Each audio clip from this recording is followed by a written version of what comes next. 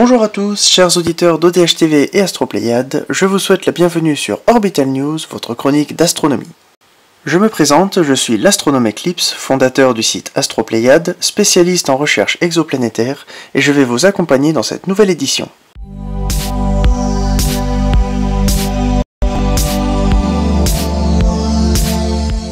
Cette vidéo est spécialement dédiée à celles et ceux qui souhaitent se lancer dans l'observation du ciel à l'aide d'un télescope.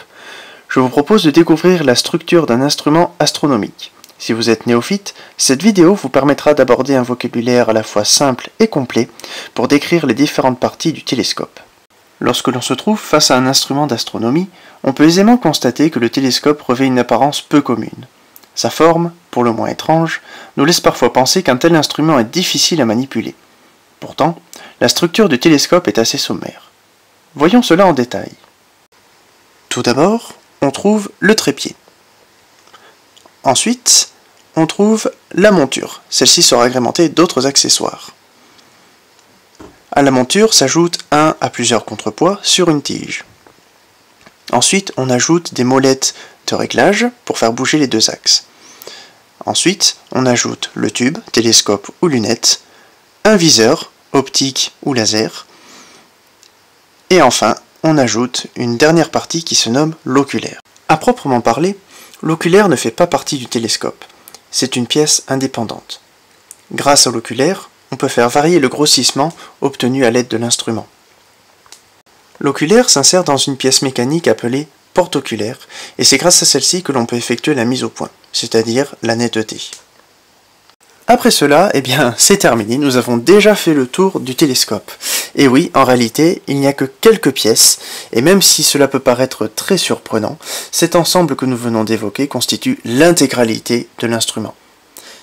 Évidemment, il est possible d'ajouter des accessoires optionnels, d'autres viseurs, une motorisation, on peut changer les oculaires, on peut ajouter énormément de pièces optiques ou mécaniques, mais d'une manière générale, un instrument se présente toujours de la même manière. Un trépied, une monture et un tube, auquel on ajoute l'oculaire pour faire varier le grossissement. Les astrophotographes, quant à eux, placent un appareil photo ou une caméra à la place de l'oculaire. Mais dans l'ensemble, le télescope ne change pas. Il nous reste un dernier point à aborder, à savoir la différence entre lunettes et télescope. Les lunettes contiennent des lentilles, tandis que les télescopes contiennent des miroirs. Cet élément strictement optique ne s'opère qu'à l'intérieur du tube. Ainsi, il peut y avoir une différence dans l'apparence du télescope au niveau de la partie optique, mais la partie mécanique, elle, ne change pas si vous optez plutôt pour une lunette ou pour un télescope.